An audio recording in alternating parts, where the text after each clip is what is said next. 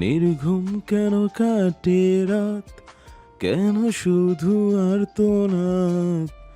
নির্ঘুম কেন কাটে রাত, কেন শুধু আর্তনাদ।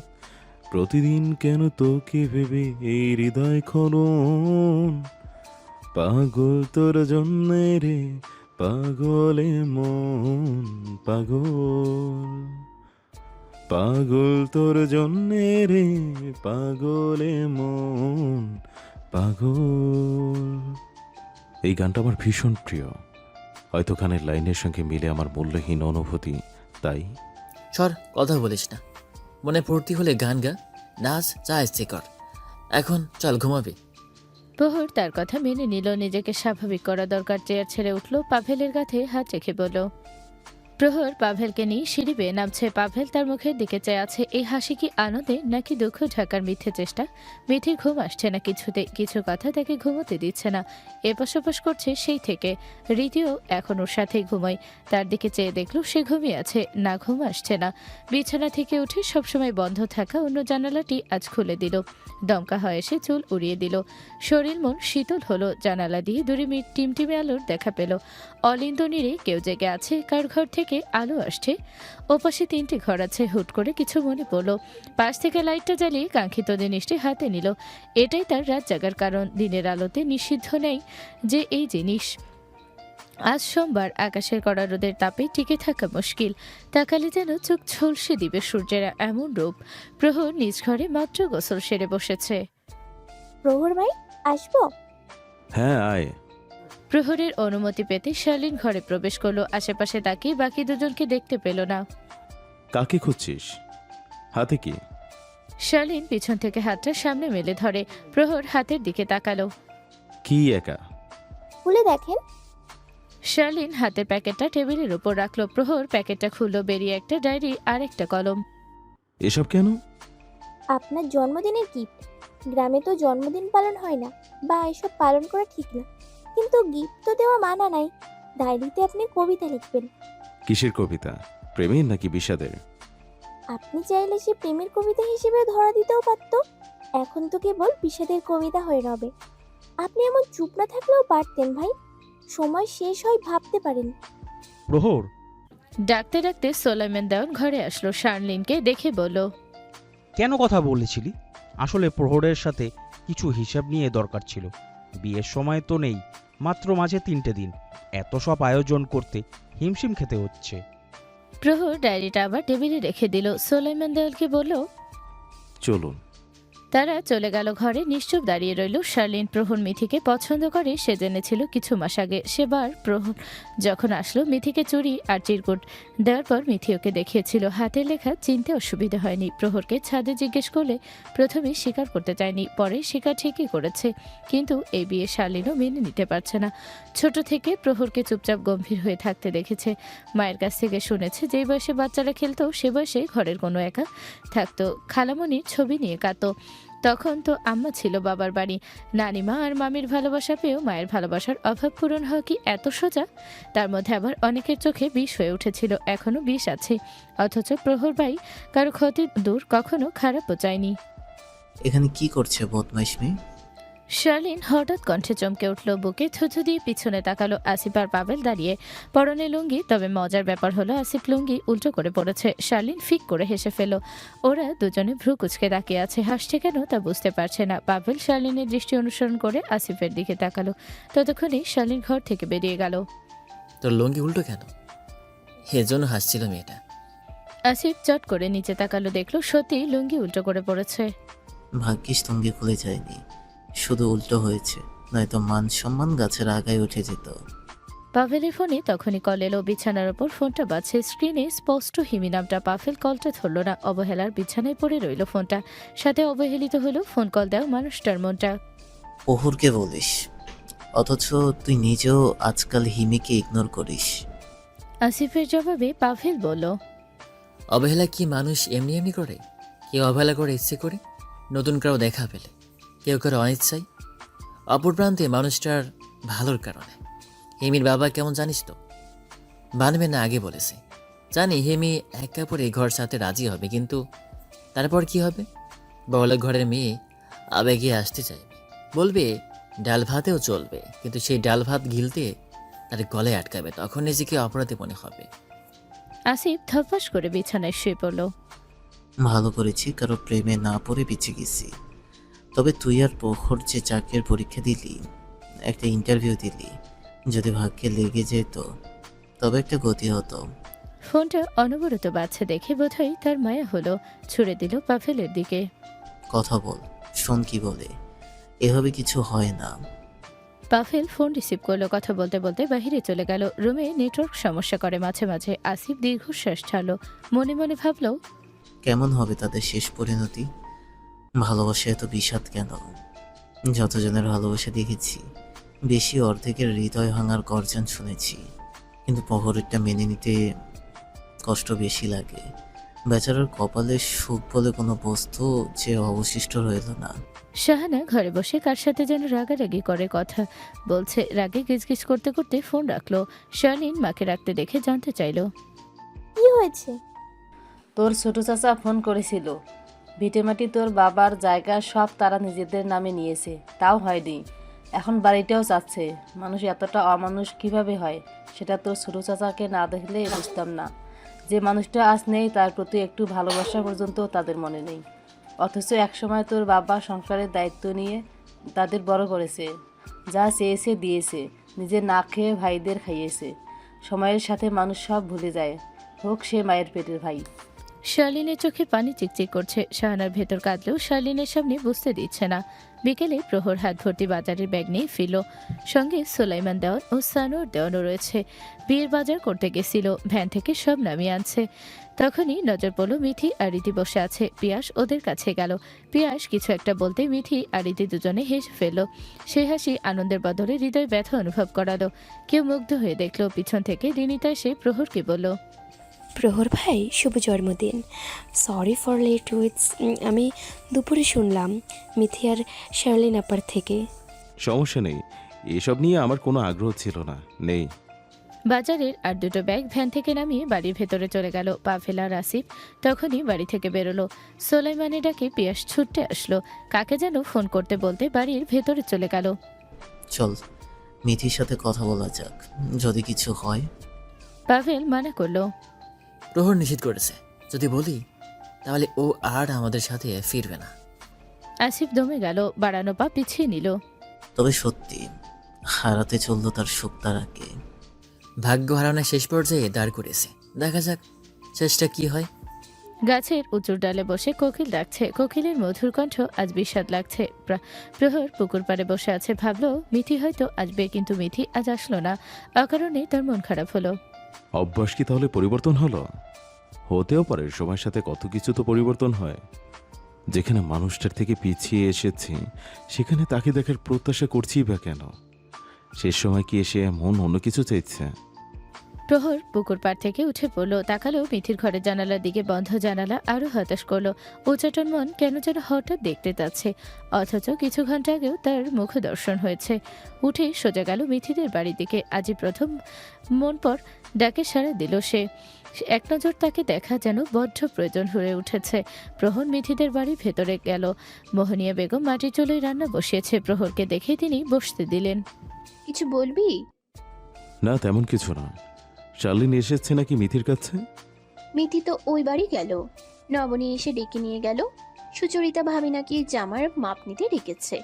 এতটুকু কথায় প্রহর মনে মনে হাসলো। সে হাসি কি আনন্দের না লোক দেখানো? ও ঠিক আছে, তবে আমি যাই। মোহনিয়া বেগমকে আর কিছু বলার সুযোগ দিল না। দরজা থেকে বেরোতেই মিথির দেখা পেল। সে হন্তদন্ত পেয়ে ছুটতে আসছে। প্রহরকে দেখে থেমে গেল। প্রহরও দাঁড়ালো তার সামনে। মিথি এক পলক তাকালো। চশমার আড়ালে লুকায়িত দৃষ্টিতে যে তৃষ্ণা, তা কি আর সে দেখতে পেল? চোখে তৃষ্ণা মিটলে মনের তৃষ্ণা কি কখনো মিটবে? বিয়ে নিয়ে খুশি? আপনি খুশি? প্রহর মিথির চটদলতে এমন উত্তর ঠিক বুঝল না। আমার খুশি না হওয়ার কি আছে? তাহলে আমাকে জিজ্ঞাসা করছেন? আমারও তো অখুশি হওয়ার কারণ নেই। কি চমৎকার উত্তর! যেন সে তৈরি ছিল উত্তর দেওয়ার জন্য। প্রহর আশেপাশে তাকালো, কথা বাড়াবে না ভেবে পা চালালো। একটু দাঁড়ান তো। প্রহর দাঁড়ালো, মিথি দৌড়ে ঘরে গেল। 2 মিনিটের মধ্যে আবার ফিরে আসলো। হাঁপাতে হাঁপাতে হাতের জিনিসটা বাড়িয়ে দিল প্রহরের দিকে। প্রহর বাড়ানো হাতখানা ফিরিয়ে না দিয়ে নিয়ে নিল। গুছিয়ে রাখা জিনিসটা মেলল সুন্দর একটা রুমাল হাতে, সুতোর কাজ করা রুমালের চারধারে আর ঠিক মাঝখানে সাদা সুতোয় লেখা শুকতারা। কালো কাপড়ের ওপর সাদা সুতোয় বেশ মানিয়েছে, জানো, কালো আকাশে শুকতারা জ্বলছে। আপনার জন্য। আপনার শুক্তারাকে তো পাবেন না, তাই দিলাম। কি জন্য? উপহার নাকি স্মৃতি? আপনি যা ভেবে নেবেন। স্মৃতি হয়ে থাকুক না হয়। সব হারিয়ে গেলেও স্মৃতি কখনো হারিয়ে যায় না, থেকে যায় বিষাদ, যন্ত্রণা কিংবা আনন্দমুখর মুহূর্ত হিসেবে। আমি কোনটায় থাকবো প্রহর ভাই? মিথির এমন প্রশ্নে প্রহর কিছুটা চমকালো। মানে? মিথি হেসে বলল। চমকে উঠলেন কেন? আমি তো রুমালের কথা বললাম। প্রহর এবার তীক্ষ্ণ দৃষ্টিতে তাকালো, তার চোখ অন্য কথা বলছে। মিথির দৃষ্টি এক ধ্যানে তারই দিকে। এ দৃষ্টি শেষে সর্বনাশ ডেকে আনতে পারে। সে হদ্দদন্ত পায়ে ছুটল বাড়ির পথে। মিথি সেই পথের দিকে তাকিয়ে রইল। প্রহরের আর ফিরে তাকানো হলো না। নদীর স্রোতের মতো বয়ে চলে সময়। সময় কি কারোর জন্য অপেক্ষা করে থাকে? মিনিট, ঘন্টার সাথে দিনও পেরিয়ে গেছে। আজ বৃহস্পতিবার, সেই কাঙ্ক্ষিত দিনের এক অংশ। কেউ পাওয়ার আনন্দে হাসবে, কেউ বা হারানোর বেদনায় কাঁদবে। বাড়ি ভর্তি মানুষ, কেউ কারো খোঁজ নেওয়ার সময় পাচ্ছে না। শার্লিন এদিক ওদিক তাকিয়ে কাউকে খুঁজছে, কিন্তু সেই মানুষটিকে নজরে পড়ছে না। সে বিকেলে দেখেছিল ডেকোরেটরের মানুষদের সাথে হাতে হাতে কাজ করছিল। অন্যান্য আয়োজনেও তার কমতি নেই। মানুষ কতটা সহ্য ক্ষমতা নিয়ে জন্মালে ভালোবাসার মানুষকে অন্য কারো হাতে তুলে দেওয়ার আয়োজন করে। এই সহ্য ক্ষমতা প্রহর ভাইয়ের আছে। কাজের মধ্যে ছোটের কোণেও হাসি সবার নজরে পড়ছে, কিন্তু কয়জন বুঝেছে তার ভেতরে পড়ছে? শার্লিন ভিড় ঠেলে পাভেলের কাছে গেল। আসিফ তাকে আসতে দেখে বলল, আবার কি বিয়াদবি করতে এসেছো? শার্লিন তার কথার উত্তর দিল না। আজ ফাজলামো করার মতো মানসিকতা তার নেই। ওদিক থেকে নবনী আর রিনিতা ডাকছে। তাদের ডাক উপেক্ষা করে পাভেলকে জিজ্ঞেস করলো, প্রহর ভাই কোথায়? পাভেল আশেপাশে তাকালো, উত্তরে বলল, ঘরে আছে। ঘরে না পেলে দেখো, অন্ধকার ছাদে বসে আছে। আমাদের জোর করে এখানে পাঠিয়েছে। শার্লিন উত্তরে যাওয়ার জন্য পা বাড়ানোর আগে মোহনিয়া বেগমের ডাক আসলো। শার্লিন ঘুরে ওই বাড়ি গেল। এত মানুষের মধ্যে মিথির কানে কানে কিছু কথা বলে দৌড় দিল। মিথির দৃষ্টি এলোমেলো। গত 2 দিন সে যেসবের সাথে পরিচিত হয়েছে সবকিছু তার অবিশ্বাস্য লাগছে। না পারছে বলতে, না পারছে সইতে। সে কেবল ঠাই বসে আছে। তো অনিমা পাশ থেকে কি বলছে তার কানেও যাচ্ছে না। শার্লিন সিঁড়ি বেয়ে ছাদে উঠল। আফসা অন্ধকারে মানুষটাকে দেখতে পেল। তার দৃষ্টি সামনের বাড়ির দিকটায়। প্রহর পায়ের আওয়াজ শুনে পিছনে তাকালো। শার্লিনকে দেখে আবার সামনে ঘুরলো। শার্লিন সেখান থেকে বলে উঠল, এত অনুভূতি ভালোবাসা লুকিয়ে রেখে কি লাভ প্রহর ভাই? অনুভূতি প্রকাশ করতে হয়, ভালোবাসলে বলে দিতে হয়। প্রহর ঠোঁট ভেঙে হাসলো। আকাশ পানে চেয়ে ঠোঁটের কোণে তীর্যক হাসি লেপে উত্তর দিল, সব অনুভূতির গন্তব্য হয় না প্রকাশ্যে, কিছু অনুভূতি রয়ে যায় আড়ালে। শার্লিন আশাহত হলো। প্রহর ভাইয়ের মুখপানে চেয়ে তার কষ্ট লাগলো। সে প্রেমে না পড়লে বুঝতে পারে অনুভূতির ব্যথা। তাই তো আবারও অনুরোধ করে বলল, চেষ্টা করে দেখুন না, ভালোবাসা জয় করতে হলে লড়াই করতে হয়। এবার প্রহর হো হো করে হেসে উঠল। শার্লিন অবাক হলো, মানুষ এত কষ্ট নিয়েও হাসতে পারে?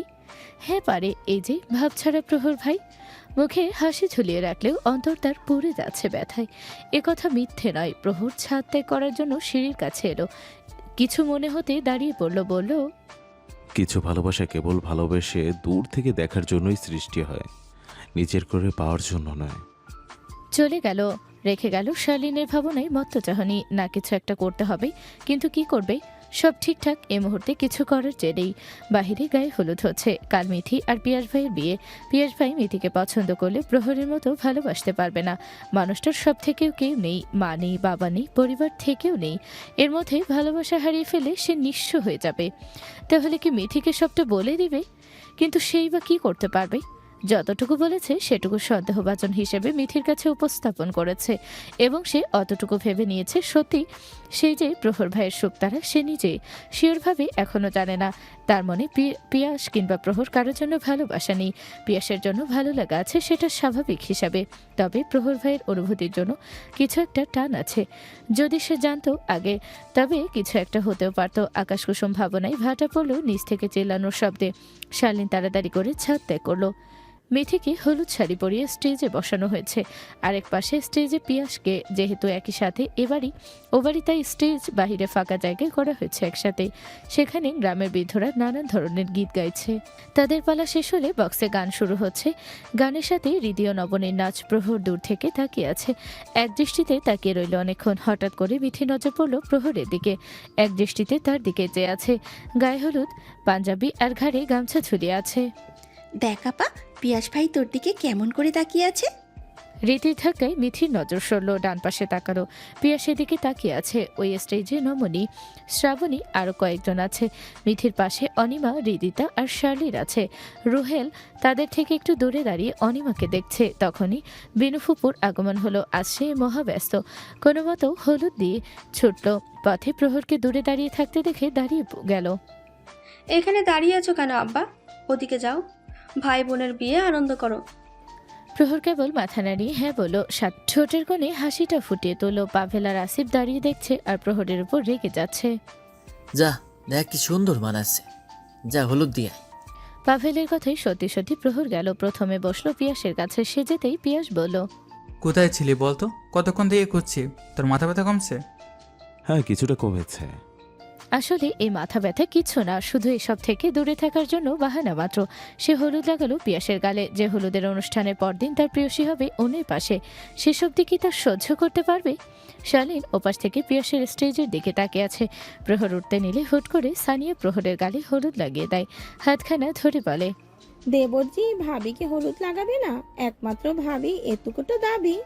প্রহরের মেজাজ খারাপ হলো, কিন্তু এত মানুষের মধ্যে কিছু বলতে পারলো না। প্রহর হাত ছাড়িয়ে নিল, বলল, আপনার বিয়ে নাকি? হলুদ মাখার ইচ্ছে থাকলে মিলন ভাইকে ডাকি। পিয়াস চুপ করতে বলল। এই মহিলার ব্যবহার সেও কিছুটা জানে বোঝে, কিন্তু তার সাথে বাড়াবাড়ি করার সাহস পায় না। প্রহর যেতে নিলে মিথির নানি হামিদা বানু কোথা থেকে এসে প্রহরকে টেনে নিয়ে গেল। গীত গাইছে আর তার হাত ধরে নাচছে। প্রহর যেন বুঝতে পারল না কি হচ্ছে। সে সব নাচ পারে না বা কখনো করেনি, কিন্তু বড় মানুষ তাই না করলো না, কেবল হাত ধরে থাকলো আর আনন্দ দেখলো। সবাই আনন্দে থাকুক, এই তো চায়। প্রহর ভাই, মিথিকে হলুদ লাগাবে না? প্রহর থামলো, নাক বরাবর সোজা তাকালো। মিথি তখন হেসে হেসে অনিমাকে কি যেন বলছিল। প্রহর শালিনীর প্রত্যুত্তর এগিয়ে গেল, বলল, অবশ্যই। সে স্টেজের একপাশে বসলো। মিথি সোজা হলো, দৃষ্টি রাখলো প্রহরের দিকে। প্রহরও তাকালো। সবার সামনে হাসতে হাসতেই গাদা তুলে হলুদ তুলে মিথির গালে ছোঁয়ালো। সেই ছয় অনুভূতি বেদনাদায়ক হলেও হাসতে হচ্ছে। ফুলটা আবার হলুদের বাটির উপর রাখলো। পাশে শালিন ছাড়া কেউ নেই। রীতি নাচছে এখন। অনিমা রুহুলের সাথে কি যেন কথা বলছে।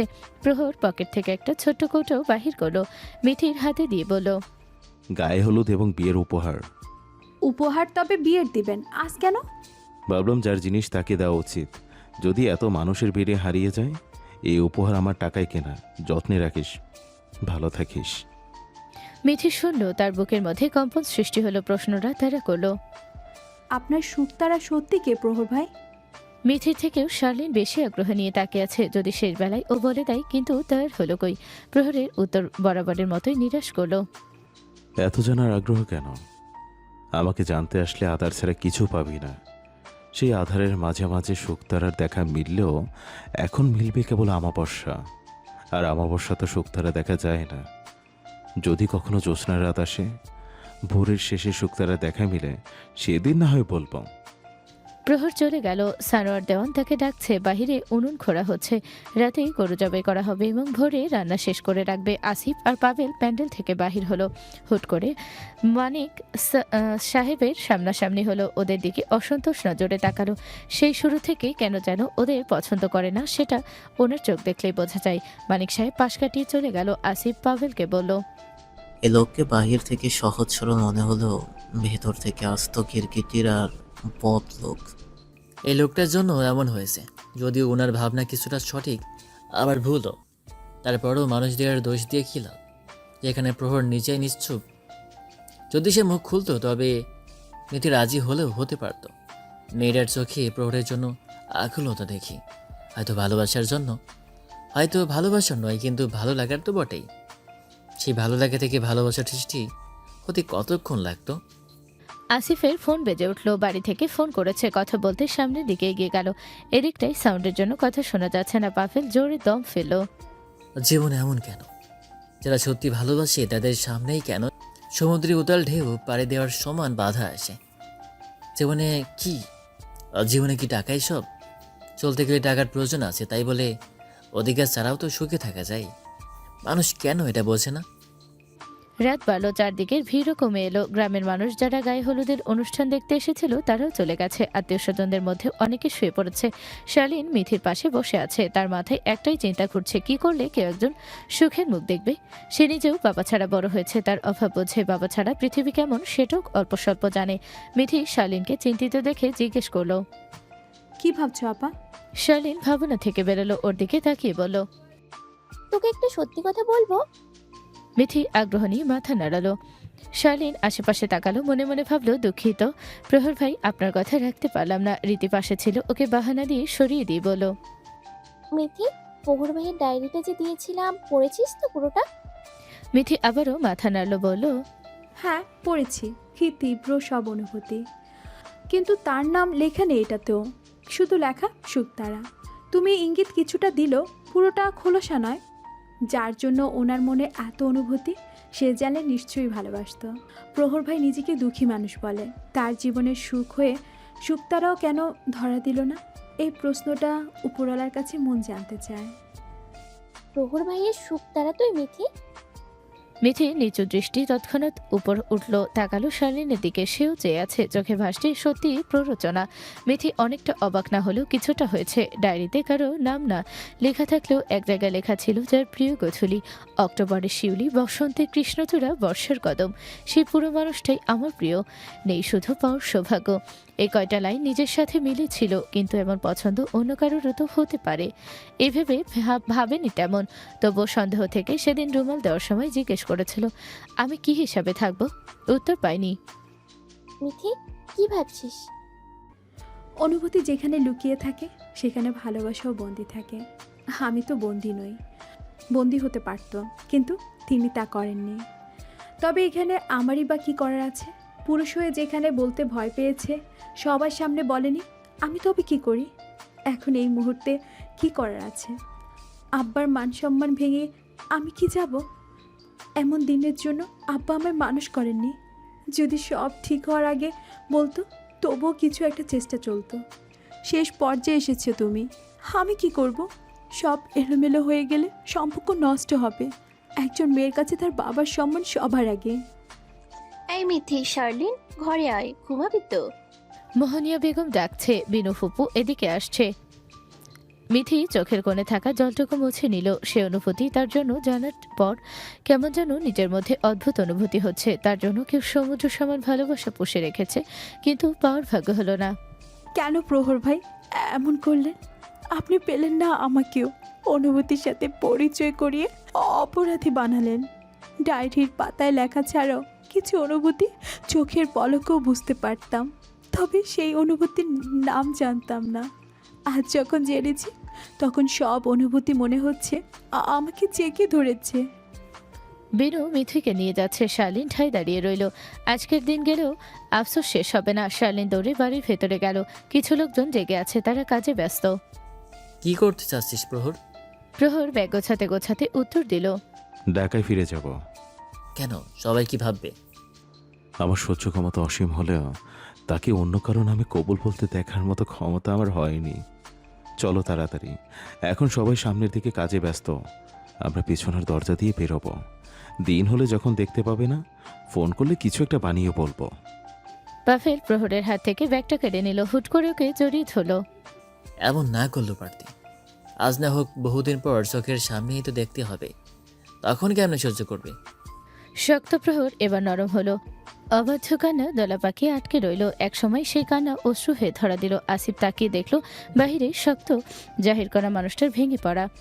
পুরুষ নাকি কাঁদে না, তবে প্রহর কাঁদছে কেন? প্রহর খানিক পরে পাভেলের থেকে সরে এলো, ওদের গোছানো ব্যাগ নিতে বলল। হঠাৎ তার ডায়েরির কথা মনে পড়ল। চারিদিকে খুঁজেও পেল না, কোথায় গেল? না, এখন সময় নেই, তাকে নিয়ে আমার অন্তর জুড়েই রয়েছে। ডায়েরির পাতায় লিপিবদ্ধ না থাকলে চলবে। আমি বাইরে দেখে আসছি কেউ আছে কি না। আপনি কোথায় যাবেন প্রহর ভাই? প্রহর দরজার কাছে যেতেই শালীনকে দেখতে পেল। তার চোখ মুখ কেমন আধারে ঢাকা। প্রহর তার প্রশ্নে হাসলো। মেয়েটা তাকে বড় ভাই হিসেবে ভীষণ ভালোবাসে, এমন হয়তো আর কাউকে বাসে না। ঢাকায় চলে যাচ্ছি। তোকে বধূরূপে দেখার স্বাদ ছিল, কিন্তু অন্য কারো বধূরূপে দেখার সাধ্য নেই যে। প্রহর চলে গেল। একটু পর আবার আসলো, ওদের দুজনকে বলল তাড়াতাড়ি বেরোতে। আসিফকে আগে পাঠালো। প্রহর ছাদে উঠে ব্যাগগুলো তাকে দিয়ে দিল। তারপর দুজনে বাড়ি থেকে বেরিয়ে গেল। বাড়ির পেছনে বাগান, তারপরে আছে কবরস্থান। এদিকটায় বেশ অন্ধকার, কেউ তেমন আসে না রাতে। প্রহর একবার পিছনে তাকালো। রঙিন শ্বাস তার জন্য বিষাক্ত। পা বাড়ালো আর তাকালো না পিছনে ফিরে। সবাই ঘুমিয়ে আর কিছুজন তখন কাজে ব্যস্ত। তখনই হঠাৎ করে 2 তলা হতে শাহানার কান্না ভেজা চিৎকারের কণ্ঠ ভেসে আসে। হঠাৎ কান্না আর গোলমেলের শব্দে বাড়ির ঘুমিয়ে থাকা মানুষও উঠে পড়ে। বাড়ির সব মানুষ দৌড়ে উপরে গিয়েছে। উপরে গিয়ে যা দেখলো তাতে সকলে স্তব্ধ। শালিনীর মুখ দিয়ে সাদা ফেপড়া উঠছে, শরীর নিস্তেজ হয়ে পড়ে আছে। পাশেই খালি ঘুমের ওষুধের প্যাকেট পড়ে আছে। সুচরিতা বেগম শালিনীর শরীরে হাত দিল। এখনো শরীর গরম আছে, তাড়াতাড়ি হসপিটালে নিয়ে যেতে হবে। পিয়াস, রবিন্সকে ডেকে অটো গাড়ি নিয়ে আসতে বল। সকলে ছোটাছুটি চলল। মিথিও দৌড়ে আসলো। চোখের সামনে শালিনীর নিস্তেজ শরীরটা ঘুমাতে নাই পড়ে থাকতে দেখতে পেল। কিভাবে, কেন, কি কারণে হলো কেউ বুঝলো না, বা এই সময় এসব ভাবার চেষ্টা করলো না। আনন্দময় বিয়েবাড়ি মুহূর্তে বিষাদের রূপ নিল। অনেকের মধ্যে উত্তেজনা বাড়ল। সবার জানার আগ্রহ কেন এমন হলো। শালিনের ঘরে রাখা চিঠিটা পেলেও বাড়ির লোকজন ছাড়া বাহিরের কাউকে জানানো হয়নি। অনেকে স্তব্ধ সেই চিঠি পড়ে, বিশেষ করে পিয়াস এবং মিথি। পিয়াস, সুচরিতা, শাহানা আর সানোয়ার দেওয়ান শালিনকে নিয়ে গেছে উপজেলা শহর বিরামপুর হসপিটালে। মিথি সবার আড়ালে চিঠিখানা নিয়ে বসে আছে। একদিকে শালিনের জন্য চিন্তা আর একদিকে অন্য ভাবনা। শালিন আপা কেন এমন করলো? চিঠিতে লেখা বিষয় কখনো তো বলেনি। হুট করে সব কেমন এলোমেলো হয়ে গেল। তবে কি এই জন্যই প্রহর ভাইকে নিয়ে আমার সব মিথ্যা জড়িয়েছিল, যাতে করে প্রহর ভাইয়ের সাথেই যাই? কিন্তু না, শালিন আপা এমন মিথ্যা বলার মানুষ না। কেন এমন করলে আপা? আমায় সত্যিটা বলতে পারতে। অপ্রত্যাশিত অনুভূতির মূল্য দেওয়া না যায়, কিন্তু তোমার অনুভূতির মূল্য পাওয়ার ব্যবস্থা ঠিকই করতাম। এর মধ্যে আবার খোঁজ পড়ল। প্রহর এবং তার বন্ধুরা কেউ ঘরে নেই। কোথায় গেছে কেউ জানে না। শমসে দেওয়ান আর সোলাইমান দেওয়ান ও মানিক সাহেব চিন্তিত হয়ে বসে আছে। অরুণা যেন নীরব দর্শক। সে মূল্য বাঁচলো তাতে তার কিছু যায় আসে না। সানি তাই বউ শাশুড়ির মিল আছে বলতেই হবে। সায়দাবানু হা হুতাশ করছে। নাতিন যেন কিছু না হয় সেই প্রার্থনা করছে। মিলন বাহিরে ছুটে এলো। শমসে দেওয়ানের সাথে এসে বলল, দাদু, পাশের বাড়ির এক লোক বলল প্রহর আর ওর বন্ধুদের নাকি বাড়ির পিছন দিক দিয়ে কোথাও যেতে দেখেছে। শমসে দেওয়ান খানিকটা ভেবে বলল, ওর নাম্বারে কল দে। কোথায় গেছে এত রাতে জিজ্ঞাসা কর। মালিন দৌড়ে ঘরে গেল। সাহার দাঁড়িয়েছিল। সে মানিকের উদ্দেশ্যে বলল, এবার কি করবি মানিক? মানিকের থমথমে চেহারা। শমসে দেওয়ানের এই সময় ছেলের এমন কথা পছন্দ হলো না। তুই চুপ করে থাক, পারলে ঘুমিয়ে পড়। সুলাইমান, মোটরসাইকেল বাইর কর, বিরামপুর যাব। আর হ্যাঁ মানিক, চিন্তা করবি না, আমার উপর ভরসা আছে তো। মানিক মাথা নাড়ালো, বলল, আপনার উপর ভরসা আছে বড় আব্বু। সব কথা পরে হবে, আগে সালিনের সুস্থ হয়ে ফিরে আসাটাই জরুরি। প্রহর, আসিফ আর পাবেল এই রাত দুটোই বিরামপুর রেল স্টেশনে বসে আছে। এত রাতে ট্রেন নেই, আছে একেবারে ভোরে। আসিফের বাসে যাওয়া সমস্যা হয় বিধায় ভোর অবধি অপেক্ষা করার সিদ্ধান্ত নিল। প্রহর কপালে 2 হাত ঠেকিয়ে মাথা নিচু করে বসে আছে। প্রচণ্ড মাথা ব্যথা করছে। অসহ্য যন্ত্রণায় যেন মাথাটা ছিঁড়ে পড়ছে এমন অবস্থা। মাঝে মধ্যে এমন হয়, তবে আজই হতে হলো। যন্ত্রণার মাঝে আরও যন্ত্রণা দেওয়া, এটা বোধহয় প্রকৃতির নিয়ম। বাবা, কয়টা টাকা দিবে? রাতে কিচ্ছু খাইনি। প্রহর তাকালো। এক বৃদ্ধা দাঁড়িয়ে আছে, পরনে পুরনো জামা, চোখ মুখে শুকনো দেখে মনে হচ্ছে কিছু খায়নি। প্রহরের মায়া হলো, পকেট থেকে 100 টাকা বাহির করে দিল। এই 100 টাকা পাওয়াতে সে বৃদ্ধের চোখ খুশিতে চিকচিক করে উঠল, হাসি মিলে উঠল শুষ্ক অধরে। প্রহরের মাথায় হাত রেখে বৃদ্ধা দোয়া দিল, তোমার সব ইচ্ছে পূরণ হোক, আল্লাহ তোমার ভালো করুক। দোয়ার বিপরীতে প্রহর হাসলো, মাথা ব্যথা খিচে রেখে বলল, জীবনে কোনো ইচ্ছেই তো নেই।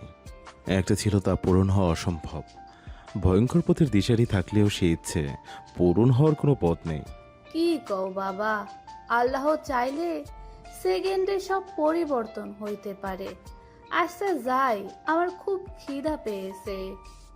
বৃদ্ধা চলে গেল। প্রহর এক পলক তাকিয়ে ভাবল, 1 সেকেন্ডে ভাগ্য পরিবর্তনের মতো এত ভালো কপাল আমার জুটবে না। তখনই পাভেল আর আসিফ ওপাশ থেকে আসলো। প্রহরকে মাথা চেপে ধরে থাকতে দেখে জিজ্ঞেস করলো, কি হয়েছে? আবার মাথা ব্যথা শুরু হয়েছে? প্রহর উত্তর দিতে পারছে না। ব্যথা চোখে মুখে স্পষ্ট বোঝা যাচ্ছে। আসিফকে নিজের কাছে নিল। পাভেল স্টেশনের দোকান থেকে একটা নবরত্ন তেল এনে মাথায় দিয়ে মালিশ করতে লাগলো। সে চোখ বুজে আছে। হঠাৎ কি মনে হতে ফোনটা বাহির করলো। ফোন অফ করে রেখেছিল বিধায় অন করলো। অন করতেই চোখ বিস্মিত হলো। বাড়ি থেকে এত কল এসেছে কেন? মিলন, পিয়াস, বড় মামা, ছোট মামা সকলে কল করেছে। প্রহর মাথা উঠালো। কল লাগালো পিয়াসের ফোনে। তার বুক ধুকধুক করছে। কিছু হয়নি তো আবার? নাকি আমাকে খুঁজে না পাওয়াতে এত কল? কয়েক সেকেন্ড পর রিসিভড হলো। শাহানার কান্নাই প্রথমে কানে আসলো। তার বুকে ধুকধুক বাড়লো। পিয়াসের উত্তরে সে আরো চমকে উঠল। বিস্তারিত বলার সময় নেই। কোথায় আছিস? বিরামপুর সরকারি হসপিটালে আয় তাড়াতাড়ি, তারপর সব কথা হবে। প্রহর ফোন রেখে হন্তদন্ত হয়ে ব্যাগ কাঁধে নিল। আসিফ পাভেল কিছু বুঝতে পারছে না। কি হলো? উঠছিস কেন? কি বললো পিয়াস ভাই? শালীন ঘুমের ওষুধকে আত্মহত্যা করতে গিয়েছিল। ওকে হসপিটালে ভর্তি করেছে। তাড়াতাড়ি চল। প্রহরের পিছু পিছু ওরা দুজনে ছুটল। একটা রিকশায় উঠে পড়ল। স্টেশন থেকে হসপিটালের দূরত্ব খুব বেশি নয়, তবুও যেন আজ রাস্তা ফুরোচ্ছে না। এজন্যই বোধহয় বলে অসহায়তার সময়ও পথ দুটোই দীর্ঘ হয়। শার্লিনকে কেবিনে নিয়ে যাওয়া হয়েছে। শাহানা সেই থেকে কেঁদে চলেছে। সুচরিতা বেগম ডাকে সান্ত্বনা দিচ্ছে। এত রাতে হসপিটালের পাশ থেকে কুকুরের ডাক ভেসে আসছে। শাহানার বুক ধুকধুক করে উঠল। কান্না নির্বালো। গ্রামে গুরুজনেরা বলে বিপদের সময় কুকুর ডাকা ভালো না, সেটাকে অশনি সংকেত হিসেবে নেয়। পিয়াসার সানোয়ার ছোটাছুটি করছে, মাঝে মাঝে উকি দিচ্ছে কেবিনে। তখনই প্রহরার ওর বন্ধুদের আগমন হলো। কি হয়েছে শালীনের? কোথায় ও? তার আগে বল, তুই কোথায় ছিলি? সবাই যখন চিল্লাচিল্লি দিয়ে ব্যস্ত, তখন তোরা কেউ বাড়িতে ছিলি না? পাবেলের একটা চাকরির পরীক্ষা পড়ে যায়, এই জন্য ওকে স্টেশনে রাখতে এসেছিলাম। প্রহরের উত্তরে বাড়তি কথা আর কেউ বলল না। এই সময় কেউ বেশি খেয়ালও করলো না। তার মধ্যে শামসের দেওয়ান আর সোলাইমান দেওয়ানও এসে হাজির হলো। ডাক্তার কেবিন থেকে বেরোলো। সবাই ছুটে গেল। শাহানা আগেই ঢুকলো কেবিনে। সে বিপদমুক্ত আছে। একবারে কয়েকটা ঘুমের ওষুধ খাওয়ার জন্য এমন অবস্থা হয়েছে। ভাগ্য ভালো, ওয়াশ করতে হয়নি। এখনও ঘুমেই আছে। স্যালাইন দিয়েছি, শেষ হলেই নিয়ে যেতে পারবেন। সকলের মন থেকে বিপদের সংখ্যাটা গেল। ছাপ ছাড়লো, হাফ ছাড়লো কেউ। সুচরিতা বেগমও কেবিনে গেল। শামসের দেওয়ানো ছেলেরা বাহিরেই থাকলো। পিয়াস কপালে হাত থেকে হসপিটালের বারান্দায় বেঞ্চে বসে পড়ল। মনের মধ্যে তার তোলপাড় চড়ছে। প্রহর এখনো কিছু বুঝতে পারছে না। সে পিয়াসের পাশে বসলো। পিয়াস তার চোখে মুখে জানার আগ্রহ দেখে সত্যিটা বলে দিল। প্রহর নিজেও চমকালো। এমন তো হওয়ার কথা নয়। শালীন কি মিথ্যে বলছে, নাকি সত্যি মনের মধ্যে ছিল সে? না, তার মন অন্য কিছু বলেছে। সবার মুখে বিষাদ লেগে থাকলেও পাভেল আর আসিফ খুশি হলো। আশার আলো বোধহয় একটু দেখলো। শার্লিনকে পছন্দ না করা আসিফও তার ভালো প্রার্থনা করলো। প্রহর বেঞ্চ থেকে উঠে পড়লো। পিয়াসের অবস্থা সে বুঝতে পারছে। এই কিন্তুর উত্তর একমাত্র শার্লিন জানে। এখন অপেক্ষা ওর জ্ঞান ফেরা। একবার হাত ঘড়ির দিকে তাকালো। এখন সময় 2:40। প্রহর হসপিটাল থেকে বেরিয়ে গেল কোথাও। আসিফ আর পাভেলও তার পিছু নিল। শামসের দেওয়ান এর মধ্যে ভুলে গেল প্রহর কোথায় ছিল এই প্রশ্নের কথা। ভোর হতে চলল। এখনো কারো চোখে ঘুম নেই। মিথি অনিমার কাঁধে মাথা রেখে বসে আছে। পাশে বিনি ফুপু তার মেয়েকে নিয়ে শুয়েছে মাত্র।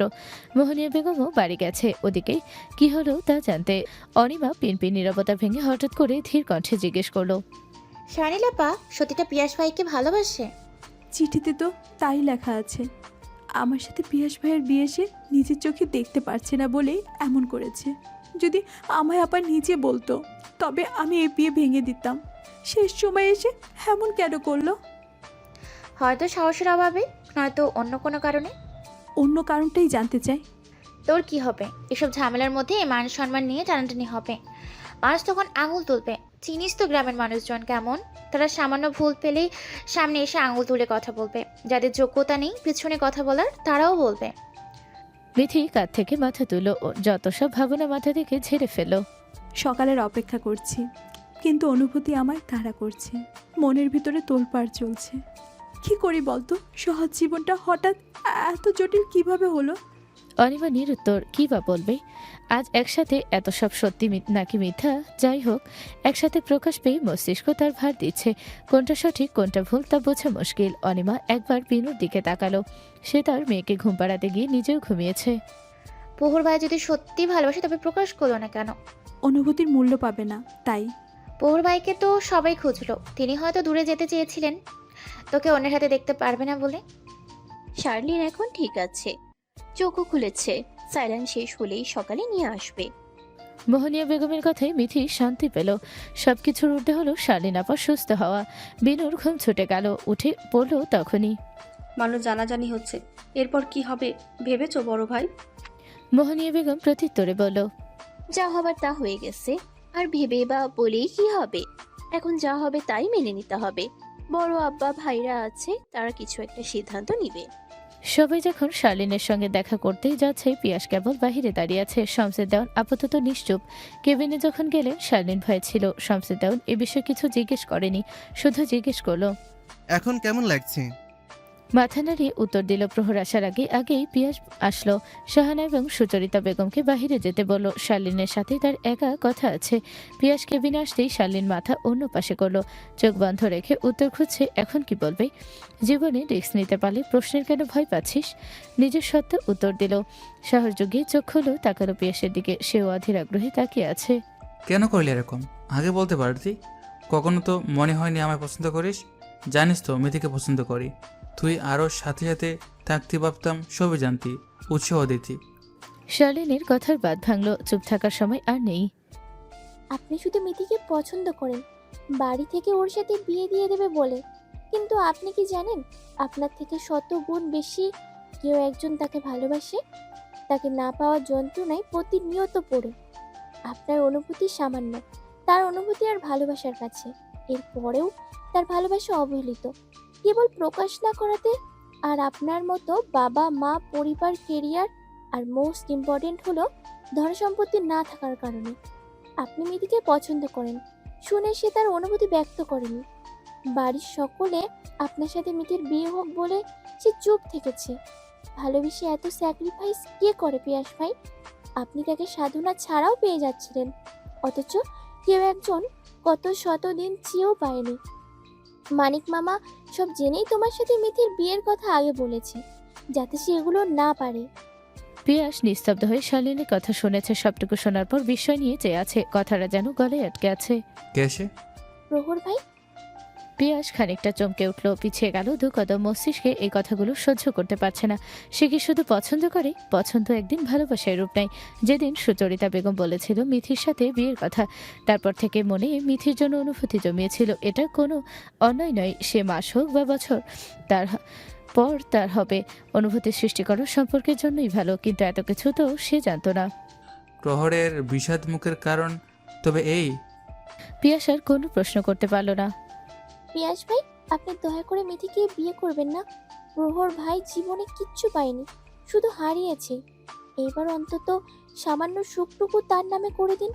আপনার সব আছে, এক ব্যথা মুছতে শতজন আপনার পাশে দাঁড়াবে, কিন্তু তার পাশে কে দাঁড়াবে? প্রহর দরজার কাছে দাঁড়িয়ে শুনল। এক পলক তাকে কেবিন থেকে বেরিয়ে গেল। শার্লিন অসহায় নাই, তাকিয়ে থাকলো। শেষ পর্যন্ত মিল হবে তো? কেন করলি এরকম? আমি যা ভাবছি তা কি ঠিক? আচমকা প্রহরের প্রশ্নে শার্লিন ঘুরে তাকালো। তার দিকে তাকিয়ে হেসে বলল, ফিরে আসলেন? যাক, এবার না হয় জোড়া নিয়ে ফিরবেন একেবারে। ভনিতা ভালো লাগছে না। জীবন কি ছেলে খেলা? এসব করার কি দরকার ছিল কিছু? আপনি বুদ্ধিমান এবং বিচক্ষণ মানুষ। বুঝতে পেরেছেন যখন, তখন আর কি বলার আছে। আপনি ভালো মানুষ, এজন্য ভালোবাসা ত্যাগ করে মহান হতে চেয়েছিলেন। আমি তাতে বাধা দিলাম। জীবন তো ছোটবেলায় বাঁচিয়েছিলেন, সেই জীবন বাজি রেখে আপনার মুখে হাসি ফুটলে ক্ষতি কি? ভালোবাসা ত্যাগ করে মহান হওয়া যায় না। আপনি কি তা জানেন? আপনি কারো মন ভাঙতে চাইনি। আমি না হয় খারাপ হয়ে মন ভাঙলাম। খারাপ হলে যদি ভালো কিছু হয় তবে ক্ষতি কি? প্রহরের রাগ লাগছে, আবার খারাপও লাগছে। মেয়েটা তার জন্য জীবন বাজি রেখে এসব সাজিয়েছে, কিন্তু তার কিছু হয়ে গেলে তখন কি হতো? ভালো পরিবর্তে আরও অপরাধী বানিয়ে যেত। সকাল 8টা হসপিটাল থেকে শার্লিনকে নিয়ে বাড়ি আসলো মাত্র। এর মধ্যে আত্মীয়, গ্রামের মানুষ সকলের মধ্যে কৌতূহল কাজ করছে। একে অন্যের কানে ফিসফিস করছে। আলোচনা সমালোচনা এড়িয়ে শার্লিনের ঘরে বৈঠক বসলো। ঘরের দরজা বন্ধ করে দিল। ঘরের ভেতরে বাড়ির পুরুষরা মানিক, মিথি, শার্লিন ও শাহানা রয়েছে। মিথি শার্লিনের পাশে বসে। প্রহর দাঁড়িয়ে আছে নিশ্চুপ। মিথি একবার তাকালো। পিয়াস খেয়াল করলো সবকিছু। সকলেই শার্লিনের চিঠি পেয়েছে বিধায় আপাতত তাকে জিজ্ঞেস করেনি কিছু। যা জানার হসপিটালে জেনে নিয়েছে। পিয়াসও বলেছে তার বক্তব্য। শামসুর দেওয়ান বলে উঠল, এখন একটা সিদ্ধান্ত নেওয়া দরকার। মানিক, বলো কি বলবে? পিয়াসের সাথে আলাদা কথা হয়েছে, তোর মত মানলেই তো মনে হয় ভালো হবে। মানিক উত্তর জানতে চাইল, কি বিষয়ে? শার্লিন যেহেতু যায় পিয়াসকে, তাই সিদ্ধান্ত নিয়েছি শার্লিনের সাথে পিয়াসের বিয়ে দেব, আর মিথির সাথে প্রহরের। তাহলে এতে কোনো ঝামেলা থাকলো না। বড় বৌমার কথাও থাকলো, মিথি এই বাড়ির বউ হবে।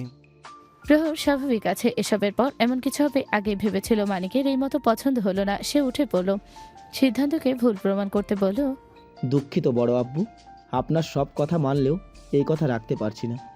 পিয়াসের সাথে শালিনীর বিয়ে দেন, সমস্যা নেই। আমি আমার মেয়েকে তার সাথে বিয়ে দিতে রাজি নই। ঘরে উত্তপ্ততা ছড়ালো। মিথি আর শালীন শুনছে। শমশেদন প্রশ্ন করলো, কেন? প্রহর খারাপ কিসে? কোনো খারাপ কিছু দেখেছো? রক্ত কথা বলে বড় আপ্পু। এই কথাটা আপনি না মানলেও আমি মানি। যার বংশ যেমন সে তেমনই হবে। তার কি গ্যারান্টি যেমন বাপ তেমন ছেলেও হতে পারে? তাছাড়া আমি বাবা হয়ে মেয়েকে বেকার কারো হাতে তুলে দেব না নিশ্চয়ই, যেখানে ব্যবসায়িক চাকরিজীবী পাত্রের সন্ধান আসে। মানিকের কথায় প্রহর ব্যঙ্গাত্মক হাসলো। সে মানুষটার সাথে তাকে জড়াচ্ছে, নিজেও সেই ব্যক্তিকে ঘৃণা করে।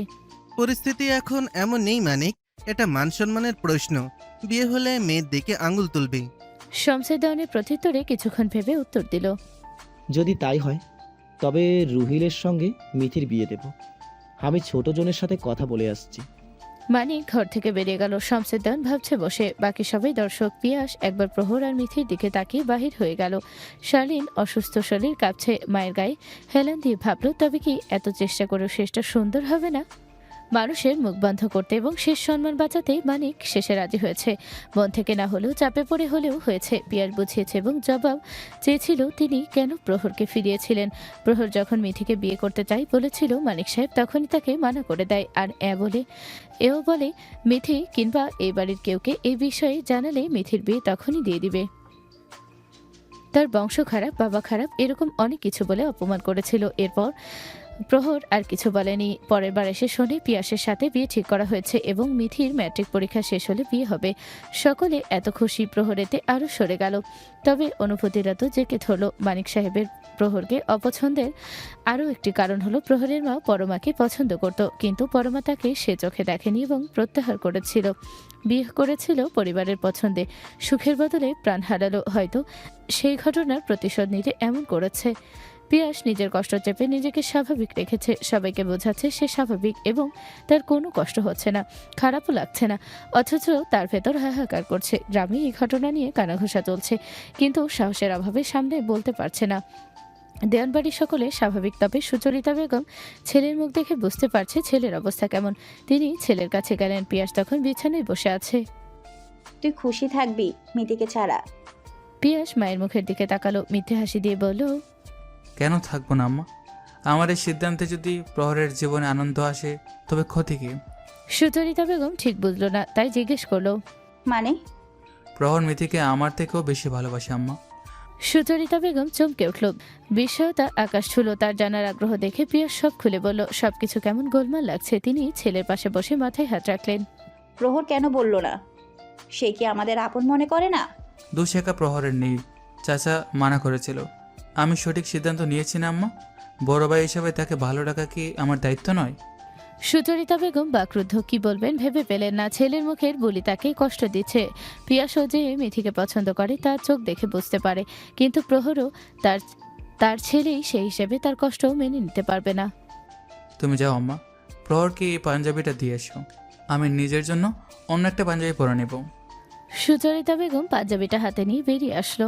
চারিদিকে আত্মীয় স্বজনের ভিড়। দুপুরের সময় আমন্ত্রিত সব মানুষ এসেছে। অনেকে খেয়ে চলে গেছে, আবার কেউ আছে।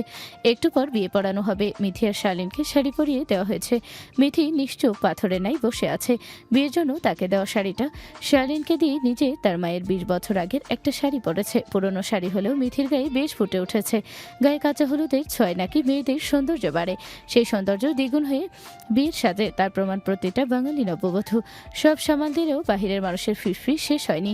তারা কানাঘুষো করতে থাকবে, এটা স্বাভাবিক।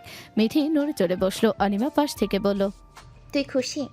আমি খুশি অখুশি কোনোটাই নয়। বাবার সিদ্ধান্তকে সম্মান করে বিয়েতে রাজি হয়েছিলাম, এখনও তাই। প্রহরকে পছন্দ করিস, মানিয়ে নিতে পারবি? অপছন্দের কারণ দেখি না। মানিয়ে নেওয়ার নামই মেয়েদের জীবন। আর তিনি তো আমায় ভালোবাসেন। আমি আজ বাসি না, কাল বাসতেও পারি। বিয়ের আগে প্রেমের চেয়ে স্বামীরূপে ভালোবাসা শ্রেয়। অনিমা বেশ খুশি হয়েছে, তবে রিনিতার মন খারাপ। অনিমা ওকে বলল, মন খারাপ কেন? পিয়াস ভাইয়ের সাথে আপার বিয়ে হলে ঠিক হতো, শার্লিন আপার সাথে হচ্ছে, খারাপ না। প্রহর ভাই কি ক্ষতি করেছে শুনি? তিনি তোর আপাকে ভালোবাসে, বুঝলি? উনি কেমন মানুষ তা বোঝার ভার কমজোরিরা আছে। অনিমা সেই ডায়েরিটার কিছু পাতা পড়েছে এবং শুনেছে মানুষ হিসেবে এবং ভালোবাসায় প্রহর ভাইয়ের মতো কেউ হবে না। অনিমার মনে হচ্ছে প্রহর লড়াই না করে ভালোবাসার মানুষকে পাচ্ছে। এটা ভুল ধারণা। পরে বুঝতে পেরেছে সে কি লড়াই করেনি, করেছে আড়ালে। ভালোবাসার লড়াই হয় প্রিয়জনদের সঙ্গে। সেই প্রিয়জনদের সঙ্গে প্রকাশ্যে লড়াই করার ইচ্ছে তার ছিল না। তার দুঃখময় জীবনে কাউকে জড়াতে চাইছিল না। মন বলছিল একটি ধরো, একবার হারিয়ে গেলে আফসোস শুধু রয়ে যাবে। এরপরেও অপেক্ষা করেছে, অপেক্ষা ফোরলো, কিন্তু সেখানে পেঁচিয়ে গেল আপন মানুষরা। তাই বাধ্য হয়ে দূরত্ব বাড়িয়েছিল। সবাই ভালো থাকুক, খুশি থাকুক, এটাই চেয়েছিল। লেখাগুলো পড়ে এমনই মনে হয়েছিল অনিমার। সন্ধে নেমেছে। নামাজ শেষ করে গ্রামের পুরুষরা সব আসলো। মসজিদের মাইকে বলা হয়েছিল বিয়ে পড়ানোর কথা এবং সবাইকে আসার জন্য। শমসের দেওয়ান এদিক ওদিক ছুটছে। মনমালিন্যতা কানাঘুষা শেষে পরিণয়ের সময় এসেছে। প্রহর দূর থেকে এক পলক তাকালো। বধূ সাজে তার শুকতারাকে অপরূপ সুন্দরী লাগছে। এই রূপ, এই বহুরূপ তার জন্যই। সবই যেন স্বপ্ন মনে হচ্ছে। আসিফ পাশ থেকে বলল, অবশেষে শোকতারা তোর হতে যাচ্ছে। শার্লিন মেয়েটা ভীষণ ভালো। আজ মনে হচ্ছে তার আত্মা থেকে তোরা পূর্ণতা। পাভেলের প্রত্যুত্তরে প্রহর বলল, ছোটবেলা থেকে তার টান আমার প্রতিবেশী। ভাই ভাই করে মুখে ফেনা তুলতো। পিয়াস ভাই বড় হলেও তাকে এত বলতো না। বড় হয়ে বাড়ি কম আসতাম, কথাও কম বলা হতো। তবুও যখন আসতাম খালামণির থেকে কত কিছু বানিয়ে রেখে দিত। তার মতো বোন সবার হোক। ওর কাছে কৃতজ্ঞতা আমার সারা জীবন থাকবে। তখনই পিয়াসের মুখখানা চোখে পড়ল। ভাবলো পিয়াস ভাইয়ের কাছে কি অকৃতজ্ঞ কিংবা প্রতিদ্বন্দ্বী হিসেবে রব? তার চোখে অভিমান স্পষ্ট। অভিমান কি আমার প্রতি নাকি যাওয়ার জন্য? মিথি আর শালিনকে একসাথে বসানো হয়েছে। পাশে অনিমা, রিনিতাও আছে। রিনিতা কালকে থেকে কিছু বুঝতে পারছে না। সব কেমন তার মাথার উপর দিয়ে যাচ্ছে। সবটা খোলসা নয় তার কাছে। শালিন অসুস্থ শরীরে মিথির দিকে তাকালো, বলল, মনে অনেক প্রশ্ন আছে। বিয়ের পর প্রহার ভাইকে করিস, উত্তর পেয়ে যাবি। এরপরও আমার খারাপ মনে হলে মুখ ফিরিয়ে নিস। মিথি বাম পাশে শালিনের দিকে তাকালো, কিন্তু কিছুই বলল না। তখনই কাজের আগমন হলো। ওদিকে কাজ শেষে মিথির সামনে গিয়ে বলতে থাকলো বিয়ে পড়ানোর নিয়ম। প্রহরের কবুল বলা শেষে মিথিকে বলল। মিথি কোনো ভনিতা ছাড়াই এক নাগারে বলে উঠল, কবুল, কবুল, কবুল। একসঙ্গে উচ্চারিত হলো। কেউ আনন্দিত হলো, কেউ বা বুকের ভেতর তীব্র ব্যথা লুকিয়ে হাসলো। এরপরের পালা আসলো শার্লিনের। এভাবে দুটো বিয়ে সম্পন্ন হলো। কেউ হারালো, কেউ বা পেল, কেউ বা নিজের ভালো থাকা বলি দিল। চারিদিকে উৎসাহ, সকলের ভিড় চেনা মানুষকে নতুন রূপে দেখতে। বিয়ে পড়ানো শেষে জামাই বউদের একসাথে বসানো হলো। চারজনের মধ্যে কারো মুখে হাসি রেখাটুকু নেই। সবাই নিশ্চুপ গম্ভীর। সমস্ত নিয়ম শেষে মেয়ে বিদায়ের সময় এলো। কাছাকাছি হলেও মেয়েকে বিদায় দিতে হবে। মানিক সাহেব বিষণ্ণ হয়ে মেয়েকে প্রহরের হাতে তুলে দিল, বলল, ভালো না রাখতে পারলে তার বাবার ঘরে দিয়ে যাবে। প্রহরীর বিষণ্ণ ঠোঁটে হাসি ফুটল। মিথির হাতখানা তার হাতের উপর ঠোঁট ভেঙে হেসে উত্তর দিল, ভালো রাখার সর্বোচ্চ চেষ্টা করব। আপনাকেও দেখাবো ভালো রাখা কেমন। যদি অঠেল অর্থের উপর বসিয়ে রাখাকে বোঝান, তবে আমি ব্যর্থ হব। আমি আমার স্ত্রীকে নিজ সামর্থ্যে ভালো রাখব। একদিন সে নিজে আপনাকে বলবে কেমন আছে সে। যদি বলে ভালো নেই, তবে আপনার কাছে রেখে দিন। রক্ত খারাপ, বংশ খারাপ বলেছিলেন, কিন্তু আমি মানুষ তো আপনাদের মাঝেই হয়েছিলাম। শিক্ষা আপনারাই দিয়েছিলেন। তারপরেও কথাটুকু যুক্তিমতো হয়নি। যে মানুষটাকে ঘিরে আমায় নিয়ে কথা বলেন, আমি সেই মানুষটাকে পৃথিবীর সবচেয়ে বেশি ঘৃণা করি। এক সন্তানের কাছে সবচেয়ে ঘৃণিত পিতা তিনি। এই পিতা কথাটা বললেও আমার কাঁধে তবুও পরিচয়পত্রের ওই নামটাই দেখতে হয়। মানিক সাহেব চলে গেল। যেতে যেতে চোখের জল মুছল। মেয়ের দিকে ফিরে তাকালো না। যাওয়ার আগে শুধু একবার তাকিয়ে মাথায় হাত রেখেছেন। মিথির কি করা উচিত বুঝতে পারছে না। মোহনীয় বেগমের চোখ জলমল করছে। মিথি স্পষ্ট দেখতে পাচ্ছে। অদূরে পিয়াস, শালীন নিশ্চুপ দাঁড়িয়ে। শালীন হাসলো। অবশেষে তার ইচ্ছে পূরণ হয়েছে। পূর্ণতার গল্প জুড়ে দিয়েছে। এর যে আনন্দে তার কাছে কিচ্ছু নেই। তবে সে কি ভাবলো আর তার জীবনে কোন দিকে যাবে? রাত তখন গভীর। নিস্তব্ধতা বলে দিচ্ছে মানুষের সঙ্গে গ্রামও যেন ঘুমিয়ে পড়েছে। বিয়ে নিয়ে দৌড়াদৌড়ি করাতে সকলে ক্লান্ত।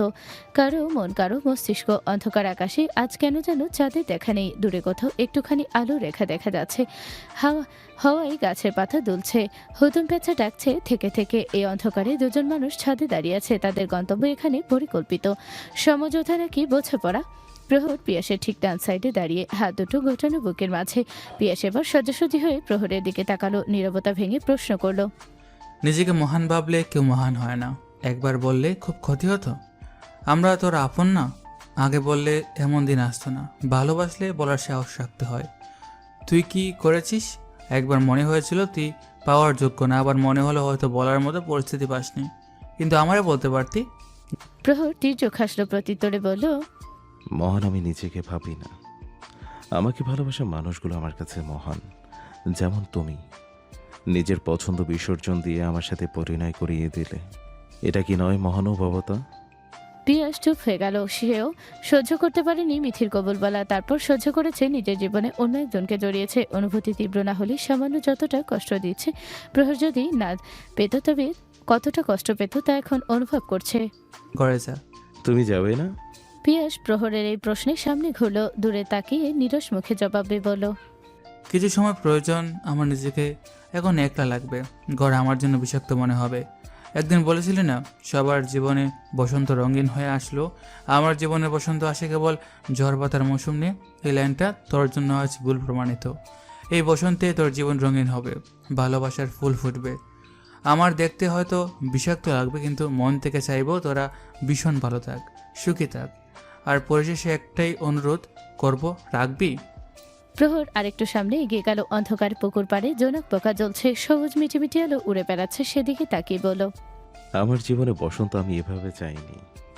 আমি চেয়েছি সবাই ভালো থাকুক, তারপর হয়তো আল্লাহ কিছু সুখ আনন্দ কপালে লিখেছে, সেজন্য রঙিন বসন্ত পেলাম। তবে চাই আমার জীবনে ও বসন্তের ন্যায় রঙিন হয়ে উঠুক। সময় নাও, তবে মেয়েটাকে ভালোবেসো, ভালো রেখো। একজন দায়িত্ববান ব্যক্তিত্ববান স্বামী হিসেবে তার কাছে ধরা দিও। মেয়েটা ভীষণ ভালো এবং কিছুটা অবুঝ পাগলামো করে। অবশ্য তার পাগলামোর জন্য আজ আমি এই পোশাকে। ও হ্যাঁ, পরিশেষে কোন অনুরোধ সেটুকু বলো।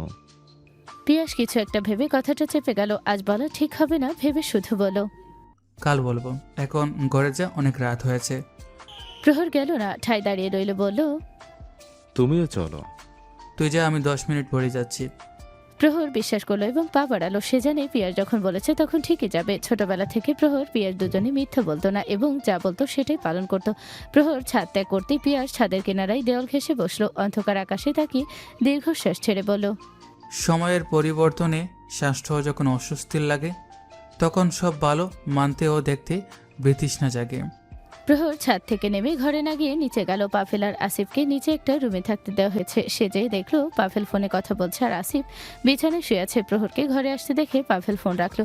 আসিফ উঠে বসলো, জিজ্ঞেস করলো, তুই এখন এখানে কেন? আবার ঠোঁটে দুষ্টু হাসি নিয়ে বলল, তোর তো এখন বলবো কথা বাসর ঘরে সিনেমা দেখার কথা মামা। আসিফের কথায় পাভেলও হেসে ফেলল। দুজনেই হাসি দেখে প্রহর কপালে ভাঁজ পড়লো, দাঁতে দাঁত চেপে বলল, দেখতে এসেছিলাম ঘরে পেলি কি না, নাকি আবার গোয়াল ঘরে জায়গা করে দেব? তোর ঘরে যাই, তুই আর তোর শুকতারা গোয়াল ঘরে বসে আকাশের শুকতারা দেখবি আর গল্প করবি, ভালো হবে না? প্রহর কিছুটা তেরে আসা নাই হয়ে আসিফের দিকে এসে বলল, তোর দাঁতগুলো ফেলে দিতে পারলে ভালো হবে, ঘুমা তাড়াতাড়ি। পাভেল প্রহরের কাছে গেল, কাঁধে হাত রেখে হেসে বলল, নতুন জীবনের জন্য শুভকামনা। শত দুঃখের মাঝেও সুখের দেখা মিলল অবশেষে। এই সুখটুকু চিরস্থায়ী হোক, অনন্তকাল ভালোবাসার জয় হোক। তার মনেও তোর জন্য সীমাহীন ভালোবাসা জন্মায়। ঠাট্টা শেষে সিরিয়াস কথা শুনে প্রহর আবেগ প্রণীত হয়ে গেল। দুজনের কাছাকাছি এসে বলল, আমার দুঃখের সময় সঙ্গী তোরা ছিলি, আমার সুখের সঙ্গী হিসেবে তোরা দুজনও থাকবি। জীবনে বন্ধু নামক জিনিসটি ভীষণ প্রয়োজন, তবে সেটা তোদের মতো সৎ নিষ্ঠাবান বন্ধু। অনেকে জিজ্ঞেস করে জীবনে বন্ধু তোমার কি করলো? উত্তর, দুঃখের মাঝেও হাসতে শেখালো, খারাপ সময় ভরসা হয়ে দাঁড়ালো। এই ছোট জীবনে নিঃস্বার্থ ভালোবাসা উপহার দিল। আবেগের টান হৃদয় লাগলো। তিনজনের বাহু মিলিত হলো, বন্ধুত্ব হলো সৃষ্টিকর্তার দান। জীবনে সৎ নিষ্ঠাবান বন্ধু থাকা প্রয়োজন, যারা আপনাকে খারাপ পথে যেতে দেখলেও টেনে আনবে, বোঝাবে সঠিক পথ কোনটা। আজকালকের বন্ধুত্ব অনেকে এমন আছে বলে, চলো আজ নেশা করে আসি, ওই মেয়েকে বিরক্ত করে ঘরে আসি। অনেক ছেলে ভালো থাকলেও অসৎ বন্ধুর সাথে না চাইতেও জড়িয়ে নেশাগ্রস্ত হয়, বাবা মায়ের অবাধ্য হয়ে যায়। আজ বলে চলো এক টান দে, একবার খেলে কিছু হয় না, অথচ এই একবার থেকে অভ্যাসে পরিণত করায় এরপর শুরু হয় বাবা মায়ের অবাধ্যকতা। একজন ভালো বন্ধু যেমন সুন্দর পথ দেখায়, তেমন একজন খারাপ বন্ধু অন্ধকারে হারিয়ে নিয়ে যায়। প্রহর সিঁড়ি বেয়ে উঠছে, মা সিঁড়িতে পা থেমে গেল, পিছনে তাকালো তৎক্ষণাৎ, কিন্তু কাউকে দেখতে পেল না। কিন্তু স্পষ্ট মনে হলো পিছনে কেউ আছে। বাড়িতে তো কেউ জেগে নেই এই সময়ে। পিয়াস ভাই তো ছাদে, তবে কি আমার মনের ভুল? হয়তো তাই। মনের ভুল ভেবে উপরে উঠে গেল। ঘরে ঢোকার আগে আরেকবার আশেপাশে তাকালো। প্রহর নিজের ঘরের ভিড়ালো দরজায় হাত দিল, কাঠের দরজা কিছুটা শব্দ করলো। ঘর অন্ধকার হয়ে আছে। চেনা ঘরে সুইচ খুঁজতে অসুবিধা হলো না। লাইট জ্বালাতে দেখলো মিথি বিছানার একপাশে শুয়ে আছে। লাইটের আলো চোখে পড়তেই চোখের পাতা নড়ছে, পিটি করছে। চোখে আলো যেন অসহ্য লাগছে, সেটাই বোঝাচ্ছে। প্রহর তার মুখের দিকে চেয়ে হেসে ফেলল। শব্দহীন হাসি ঠোঁটের কোণে রেখে মিথির হাত ঝাঁকি আলতো করে ডাকলো, মিথি। হ্যাঁ। একবার ডাক দিতেই মিথি হকচকিয়ে উঠে পড়ল। ভালো মতো না দেখে না বুঝে বলল, কি হয়েছে আম্মা? ঘরে কি ডাকাত পড়লো? প্রহর ভ্রু নাচিয়ে উঁচিয়ে তাকালো। মিথির ঘুম ঘুম চেহারা দেখে এবার জোরে হেসে ফেল। হাসির শব্দে মিথি চোখ ডোলে তাকালো। সামনে প্রহর হাসছে, সাদা দাঁতগুলো চকচক করছে। শ্যামলা গালে হাসি বেশ মানিয়েছে। প্রহরের এভাবে তাকিয়ে থাকতে দেখে হাসি বন্ধ করলো, বলল, ঘরে ডাকাত পড়েছে। শুক্তারাকে চুরি করতে বড় ডাকাত এসেছে।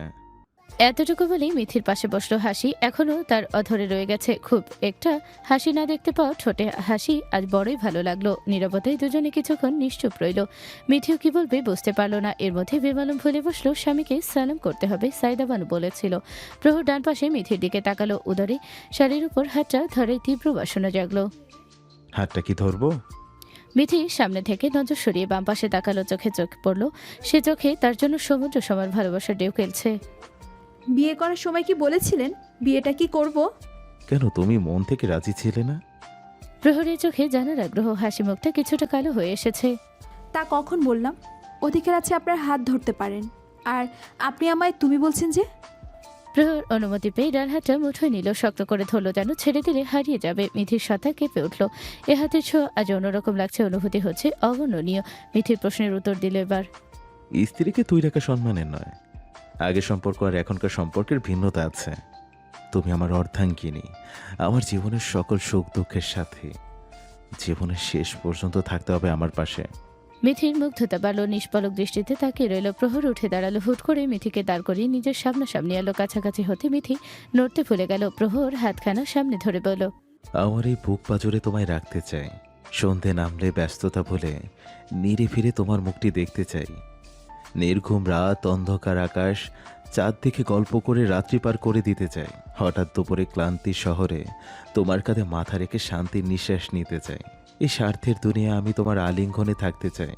তুমি কি আমার সুখে অসুখের কারণ হবে? সুখের মাঝে অসুখ থাকবে। তুমি শুধু সুখ নও, অসুখের মাঝেও তোমায় খুঁজে নেব।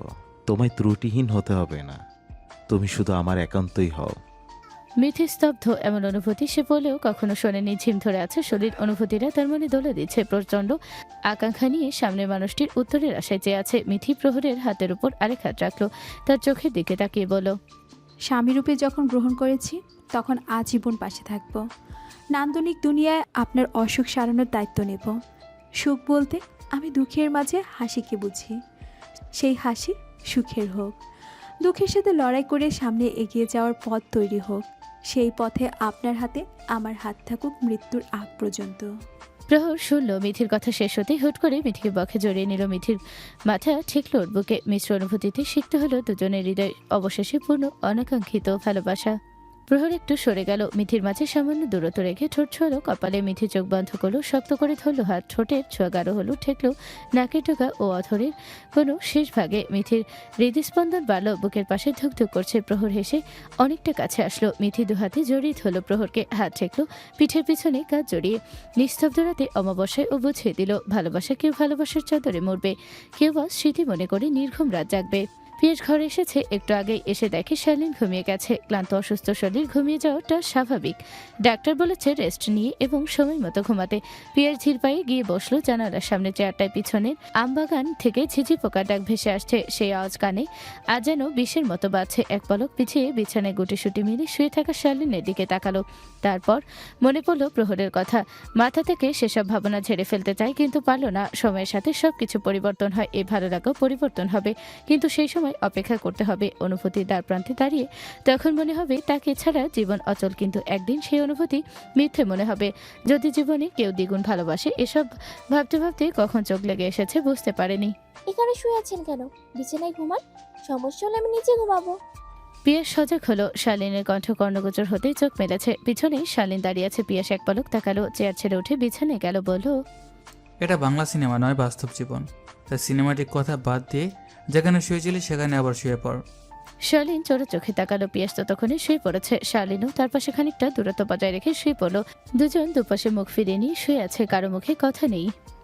বিয়ে কোনো ছেলে খেলা নয়, বিয়ে যখন করেছি তার দায়িত্ব পালন করব। শার্লিন সবে চোখ বন্ধ করেছে, তখনই পিয়াসের কথা কানে শুনে চোখ খুললো। পাশে ফিরে তাকালিয়ে দেখলো সে ওদিকে তাকিয়ে আছে। উত্তরে বলল, দায়িত্ব? সমস্যা নেই, ভালোবাসা পাওয়ার আশা করে বিয়েতে বসিনি। জানতাম কেমন হবে পরিস্থিতি। আপনাকে কিছুতে জোর করব না, সংসার নামমাত্র হলেও চলবে। পিয়াস এবারে ঘুরে তাকালো, চোখে চোখ পড়লো বিষাদ, চোখে রাগ ফুটে উঠলো। বলল, দায়িত্ব বলতে কি বোঝিস? শুধু ভাত খাবারের? হ্যাঁ, এর মধ্যে ভালোবাসাও আছে, তবে সেটা না হয় একটু সময় নিয়ে বাসি। অনুভূতি তো এত তাড়াতাড়ি বলা সম্ভব নয়, সব কিছুতে সময় লাগে।